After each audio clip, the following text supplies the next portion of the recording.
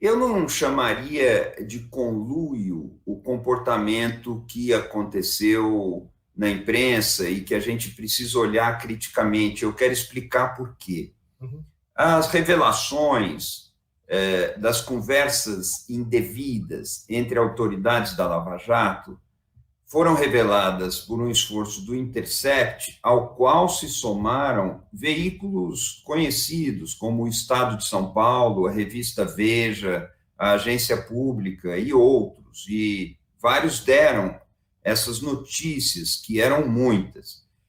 Essas gravações revelaram um entendimento, uma combinação, um jogo acertado, ou pelo menos indícios disso, e a gente ali poderia chamar de conluio.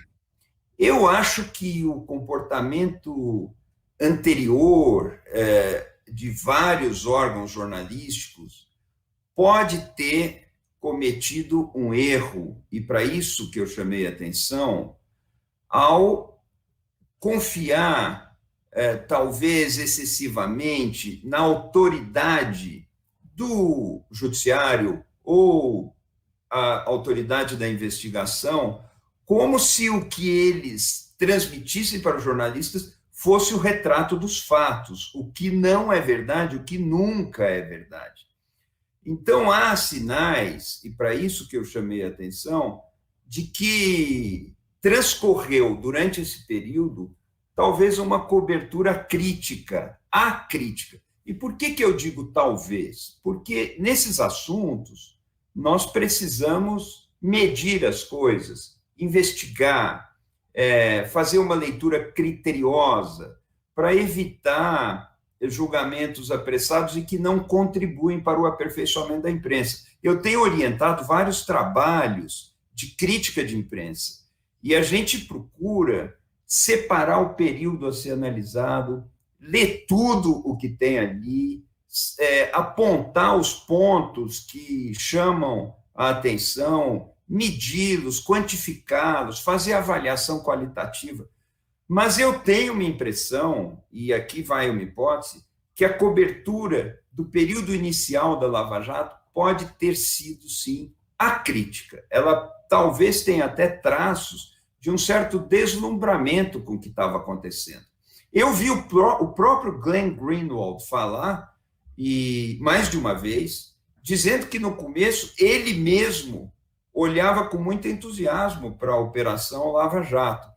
Então, isso agora precisa ser visto. Eu acho que esse é um assunto a ser estudado profundamente e pode ser que tenha ali erros de imprensa, num veículo, no outro também. Isso é preciso apontar com cuidado para que a gente não faça generalizações que em nada esclarecem coisa nenhuma, né? Você acha que os erros que podem ter havido são de ordem fundamental ou exclusivamente metodológica, ou pode ter a ver com a orientação editorial conservadora de certos veículos que viram na Lava Jato uma oportunidade de enfrentar o inimigo principal, que, no caso específico, eram os governos petistas, como muitos afirmam? Breno, eu não descarto nesse assunto nenhuma leitura possível. Aliás, não é uma boa conduta metodológica a gente partir de um ponto de vista já definido. Eu acho que essa é uma hipótese que precisará ser vista, mas eu lembro aqui, por exemplo, no ano 2000, quando a Marta Suplicy foi candidata a prefeita de São Paulo, o jornal O Estado de São Paulo publicou um editorial de apoio a essa candidatura, forte editorial, porque, aos olhos do jornal, naquele momento,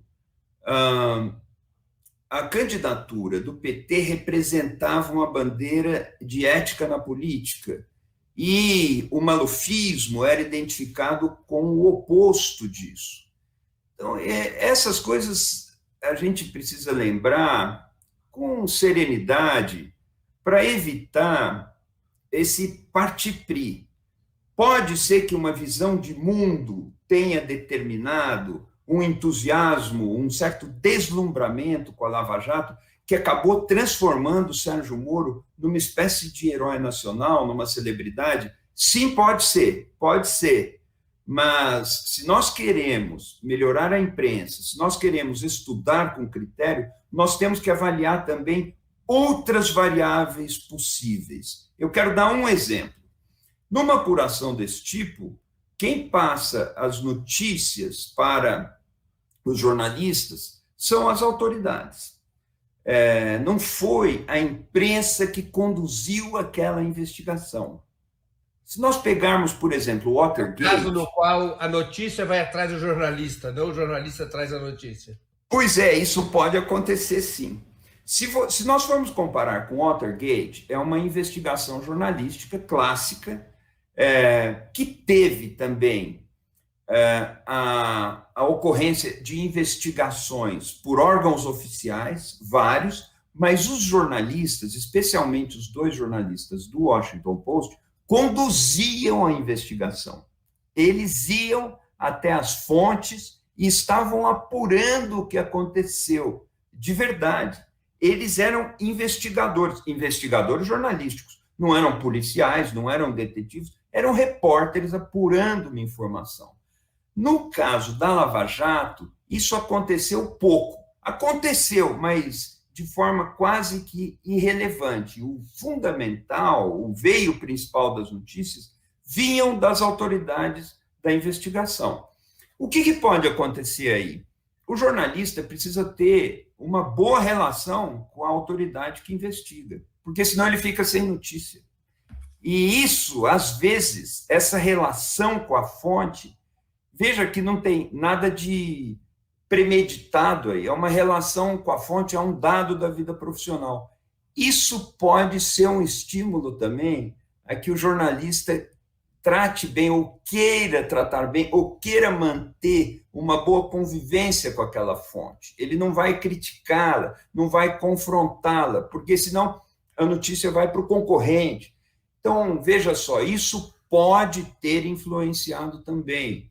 Eu não sei, são hipóteses que precisam ser testadas.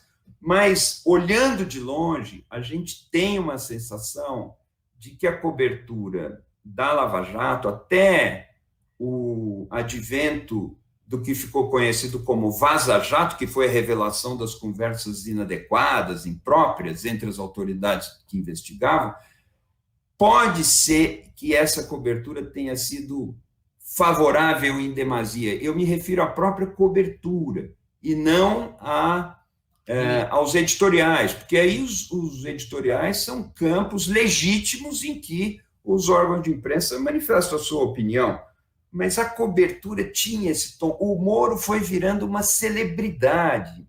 Isso é um sinal que deveria nos alertar para alguma coisa e para as próximas coberturas desse tipo também.